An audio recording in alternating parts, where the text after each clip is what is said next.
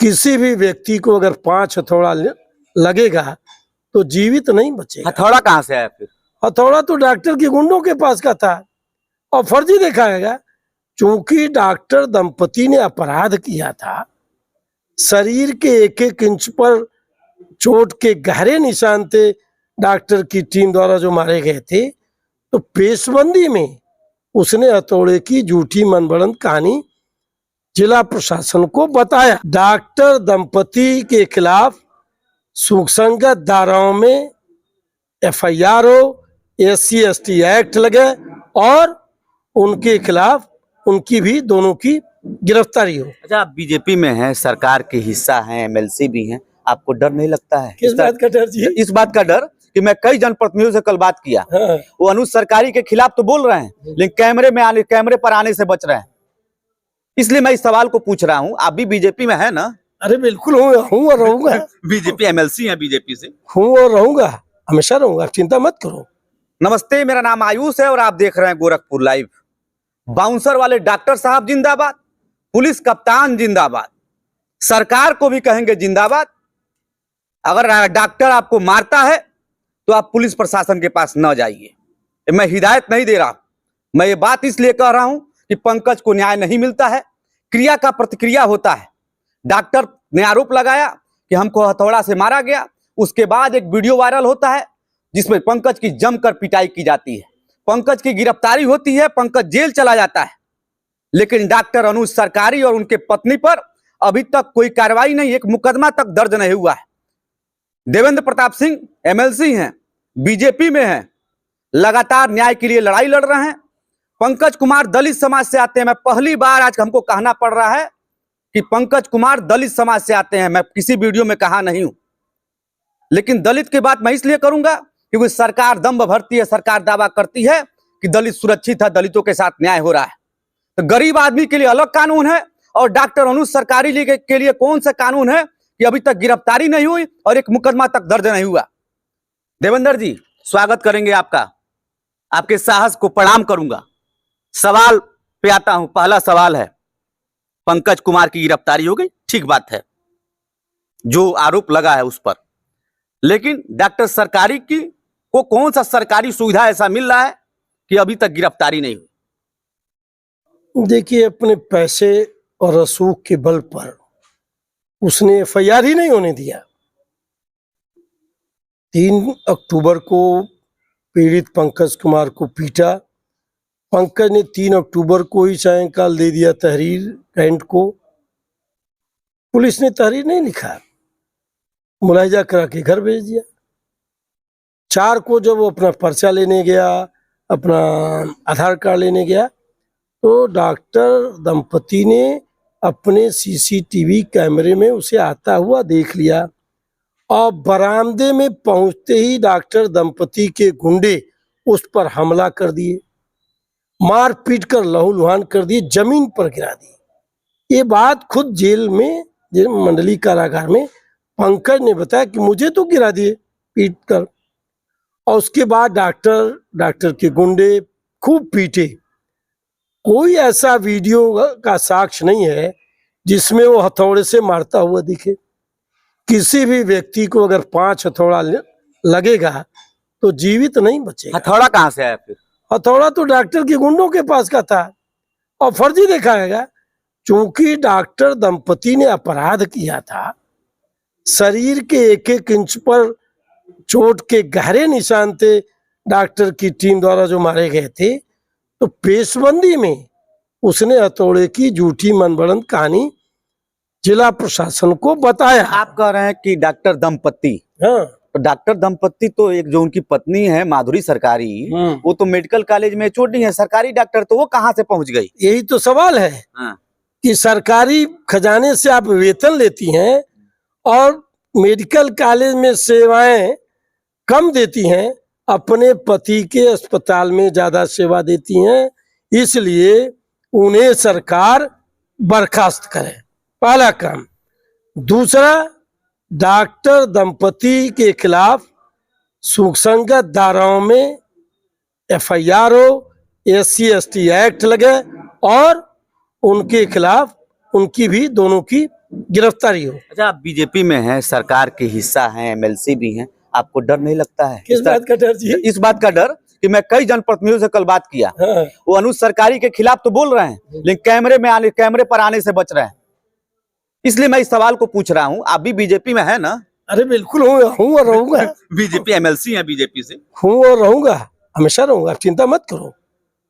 आदरणीय प्रधानमंत्री नरेंद्र मोदी जी कहते हैं, सभी जनप्रतिनिधि जन समस्याओं का समाधान करें, जन सरोकारों से जुड़े रहें, समाज के गरीब, कमजोर, शोषित, पीड़ित, दलित, वंचित के मदद में सदैव तत्परता से खड़े रहें। मैं मोदी का एक जांबाज सैनिक हूँ, उनके निर्देशों का पालन कर रहा हूँ, उनकी भावनाओं का आदर कर रहा हूँ। मेरे जीते जी समाज के किसी कमजोर व्यक्ति को, किसी शोषित, पीड़ित, वंचित, दलित, पिछड़े को कोई सताएगा तो मैं उस अन्याय के खिलाफ सड़क से लेकर सदन तक लड़ूंगा, उसकी आवाज उठाऊंगा। राजनीति मेरे लिए मानवता की सेवा का धर्म है और इस धर्म से मैं विचलित नहीं हो सकता, किसी कीमत पर नहीं।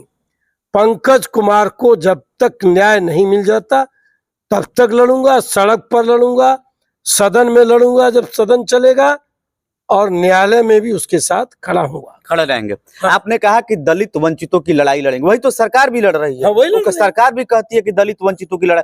लेकिन गोरखपुर में जो ये मामला हुआ अनुज सरकारी और पंकज कुमार के बीच, आपको नहीं लगता गरीब के लिए अलग कानून है और डॉक्टर अनुज सरकारी के लिए अलग कानून है? कम से कम गोरखपुर पुलिस तो यही करे, अपने कांस्टेबल के साथ न्याय नहीं कर पाई। आपको बता दें, कल एक महाराजगंज में परसों एक घटना हुई है, अनुज सरकारी के खिलाफ एक पुलिस वाला बोल दिया, लाइन हाजिर हो गया। देखिए, गरीब तो ईश्वर की दया पर निर्भर है। समाज का जो सिस्टम है, हमारा तंत्र, प्रशासनिक तंत्र, रसूख वाले और पैसे वाले चलाते हैं। उनकी चेरी हो गई है, जो हमारा सिस्टम है वो पैसे वालों और रसूख वालों की चेरी हो गई, दासी हो गई है, शुद्ध शब्द दासी हो गई है। इस दास्ता से उसको भी मुक्ति दिलानी है। खुद पुलिस का पीआरवी जवान बावर्दी पिट रहा है और इसके बावजूद भी पुलिस नींद में सोई हुई है। आप ये बताएं, कोई ऐसा वीडियो है जिसमें वो हथौड़ा चला रहा हो? कोई नहीं है। ये तो मनगढ़ंत कहानी है। और ये मत समझें कि लोग संगठन बना करके अपराध करेंगे तो समाज चुप रहेगा। आज पूरा समाज के सभी वर्ग के लोग, सामान्य, दलित, पिछड़े, अल्पसंख्यक, सभी लोग पंकज कुमार के साथ हैं। पूरा अधिवक्ता समुदाय उनके साथ है, पूरा शिक्षक समाज पंकज कुमार के साथ है। मेरे जैसा चैतन्य राजनीतिक कार्यकर्ता भी उसके साथ है और मैं मोदी के संकल्पों, उनके निर्देशों पर डटा रहूंगा, न्याय हासिल करके रहूंगा। पंकज को न्याय प्रत्येक दिशा मिलना चाहिए। डॉक्टर दंपति की जगह जेल में होनी चाहिए। पुलिस को अपने अंदर झांकना चाहिए। अगर उनमें अपने कंधे पर लगे हुए अशोक चक्र के प्रति सम्मान है, अपने कंधे पर लगने वाले सितारों के प्रति सम्मान है, तो डॉक्टर दंपति और उसके गुंडों को जेल भेजे। मैं तो इसके आगे भी लिखा हूं। मैं सेंट्रल गवर्नमेंट को भी कल चिट्ठी लिखा, ईडी को लिखा, इसकी पर संपत्तियों की जांच कराई जाए। हजारों करोड़ रुपए की प्रॉपर्टी शहर के हर पास कॉलोनी में है। ये कहाँ जाएगा? बच के जाएगा, जेल भी जाएगा ये।